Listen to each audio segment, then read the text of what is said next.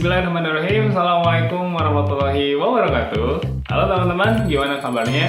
Semoga kalian semua selalu dalam lindungan Allah Subhanahu wa Ta'ala dan selalu diberikan kesehatan serta kenikmatan di setiap harinya. Baik, saya di sini sebagai moderator dari kelompok 7 yang dimana pada kesempatan kali ini kami akan membahas suatu materi yang dimana materinya yaitu peran nutrisi dalam sistem pencernaan ketika diare. Sebelum pembahasan, izinkan kami untuk memperkenalkan diri kami terlebih dahulu. Perkenalkan, nama saya Rizky Sukmawiguna dan rekan saya. Perkenalkan, nama saya Windy. Halo teman-teman, perkenalkan nama saya Anissa Aulia Safitri. Halo teman-teman, saya Sri Dwi Ayu Lestari. Oke, tanpa basa-basi, kita masuk pembahasan inti. Check it out.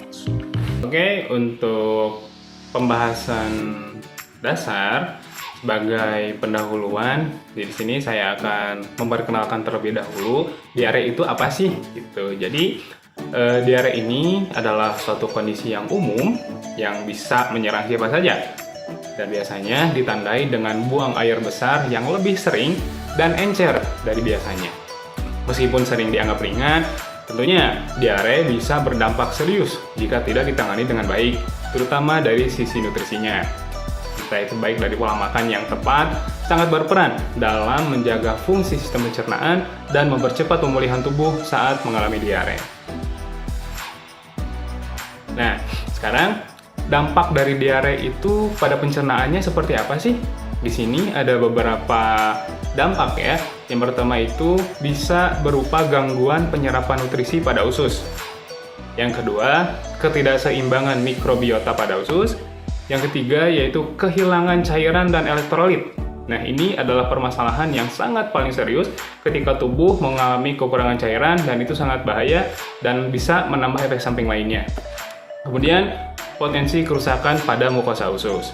Nah, diare yang tidak ditangani dengan baik dapat menyebabkan komplikasi. Nah, komplikasi ini bisa berupa dehidrasi berat atau gangguan elektrolit. Dan ini juga sudah saya bilang tadi ya, sangat berbahaya, terutama pada kelompok yang rentan, misalnya anak-anak dan orang tua. Jadi penyebab diare itu apa sih gitu? Nah, jadi diare ini bisa disebabkan oleh beberapa faktor, tetapi yang paling umum terjadi yaitu bisa berupa infeksi bakteri, virus, atau parasit pada saluran pencernaan. Dan selain itu, diare juga bisa disebabkan oleh intoleransi makanan, efek samping obat-obatan, kondisi medis tertentu, serta faktor psikologis seperti stres dan kecemasan. Baik, untuk pembahasan selanjutnya akan dibahas oleh rekan saya. Untuk itu, saya persilakan. Jenis diare sendiri terbagi menjadi 3 bagian. Yang pertama ada diare akut, yang kedua ada diare persisten, dan yang ketiga ada diare kronis. Untuk diare akut sendiri, gejalanya kurang dari 14 hari. Biasanya karena infeksi. Kemudian untuk diare persisten, gejalanya yaitu 14 hari hingga 4 minggu. Dan yang terakhir ada diare kronis. Gejalanya lebih dari 4 minggu dan biasanya karena penyakit pencernaan kronis. Memahami jenis diare membantu menentukan penanganan yang tepat. Diare akut umumnya sembuh dengan perawatan sederhana, namun diare kronis memerlukan evaluasi medis lebih lanjut. Untuk slide selanjutnya, ada tujuan pemberian nutrisi saat diare. Yang pertama yaitu mengganti cairan dan elektrolit, yang kedua menjaga keseimbangan energi, yang ketiga mendukung regenerasi usus, dan yang terakhir ada menyeimbangkan flora usus. Nutrisi tidak hanya berfungsi sebagai sumber energi, tapi juga berperan dalam memperbaiki kerusakan pada saluran cerna dan mencegah komplikasi lebih lanjut. Untuk slide selanjutnya yaitu mengenai prinsip nutrisi saat diare. Yang pertama ada frekuensi makanan yaitu sering tapi dalam porsi kecil.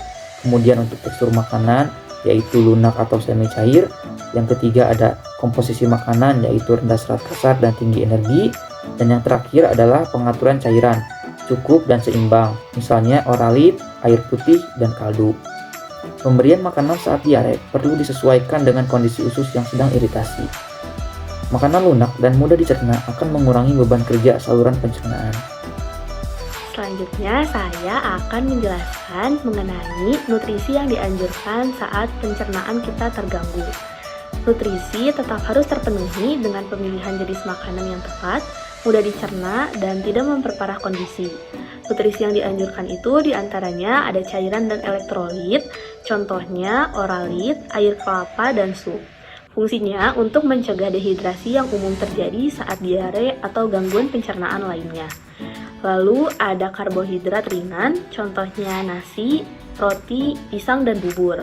Keunggulannya mudah diserap oleh tubuh dan tidak memperberat kerja saluran cerna. Yang ketiga ada protein mudah dicerna, contohnya ayam rebus, telur rebus, ataupun tahu. Fungsinya untuk membantu pemulihan jaringan tubuh. Dan yang terakhir ada probiotik, contohnya yogurt ataupun kefir, tanpa tambahan gula. Fungsinya untuk membantu mengembalikan keseimbangan bakteri baik di usus. Nah, pemilihan jenis makanan sangat penting agar tubuh tetap mendapat asupan gizi tanpa memperparah gejala. Contohnya zinc dan probiotik terbukti efektif dalam menurunkan durasi diare. Lalu, slide selanjutnya saya akan menjelaskan mengenai makanan yang harus dihindari. Yang pertama ada gorengan dan makanan berlemak. Mengapa dihindari? Karena sulit dicerna dan dapat memperparah kondisi diare dan memperlambat penyembuhannya. Lalu yang kedua ada produk susu, kecuali yogurt yang probiotik. Banyak orang mengalami intoleransi laktosa saat diare, teman-teman, sehingga konsumsi susu dapat memperparah kondisi. Lalu yang ketiga ada sayuran mentah atau tinggi serat kasar. Serat kasar ini sulit dicerna dan dapat menyebabkan peningkatan frekuensi BAB atau dapat menyebabkan kram di perut. Dan yang keempat ada minuman bersoda, kafein, dan makanan pedas. Tentu ini sangat dilarang karena dapat menyebabkan iritasi pada saluran cerna dan memperburuk diare serta dehidrasi. Slide selanjutnya, saya akan menjelaskan mengenai peran probiotik dan zinc.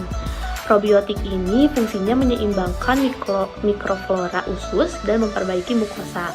Nah, sedangkan zinc ini bermanfaat untuk mempercepat penyembuhan dan mencegah kekambuhan diare. Dosis zinc untuk anak itu 10 mg per hari dan untuk dewasa 20 mg per hari selama 10-14 hari.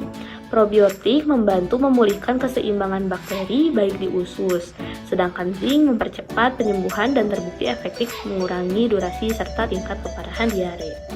Untuk slide selanjutnya akan dijelaskan oleh rekan saya. Terima kasih. Untuk selanjutnya, saya akan menjelaskan tentang nutrisi saat anak terkena diare. Yang pertama, tetap berikan ASI jika bayi masih menyusui. Yang kedua, MPASI lunak dan tinggi energi. Yang ketiga, tambahkan suplemen zinc jika diperlukan. Dan yang terakhir, hindari menghentikan makan karena takut memperparah diare. Pada anak, nutrisi harus tetap diberikan secara bertahap untuk mencegah malnutrisi. Pemberian ASI dan makanan padat yang sesuai justru membantu proses pemulihan. Perlu diingat, saat anak diare, fokus utama adalah mencegah dehidrasi dengan memberikan ASI jika masih menyusu, lalu oralit, air putih, atau sup bening. Anak tetap harus diberi makan dengan makanan yang mudah dicerna, seperti bubur, pisang, kentang, wortel, ayam tanpa lemak, dan yogurt jika tidak intoleransi laktosa. Kemudian pemberian probiotik dalam bentuk suplemen juga bisa dipertimbangkan untuk membantu mempercepat pemulihan usus. Penting untuk terus memantau kondisi anak dan segera bawa ke dokter jika muncul tanda-tanda dehidrasi seperti mulut kering, anak tampak sangat lemas, menangis tanpa air mata, dan jika diare berlangsung lebih dari 3 hari tanpa perbaikan. Untuk slide selanjutnya, saya akan menjelaskan contoh menu makan ketika diare. Untuk di pagi hari bisa diberikan bubur nasi dan pisang rebus, dan siang hari bisa diberikan nasi tim, ayam rebus, dan tempe kukus. Dan pada malam harinya bisa diberikan sup wortel, kentang, dan roti tawar. Untuk cemilannya bisa diberikan biskuit polos dan yogurt. Dan cairan yang diperlukan adalah seperti oralit, air putih, dan teh hangat. Menu saat diare harus lembut, rendah serat kasar, dan mudah dicerna, namun tetap cukup kalori untuk mendukung proses pemulihan tubuh. Kesimpulan dari pembahasan kali ini yaitu Nutrisi yang tepat saat diare sangat penting untuk menjaga sistem pencernaan tetap sehat dan mendukung proses pemulihan tubuh. Dengan memilih jenis makanan dan minuman yang sesuai, kita dapat membantu mengurangi gejala, mempercepat pemulihan usus, dan mencegah komplikasi. Jangan abaikan pentingnya hidrasi dan segera cari bantuan medis bila diperlukan. Baik, itu tadi adalah pembahasan dari kami mengenai sistem pencernaan atau lebih spesifiknya itu tentang diare, dan semoga yang kami sampaikan bisa bermanfaat bagi rekan-rekan, dan mohon maaf apabila dari kami banyak kekurangan dan keterbatasan. Demikian yang dapat kami sampaikan. Mohon maaf atas segala kekurangan. Cukup sekian dan terima kasih. Assalamualaikum warahmatullahi wabarakatuh.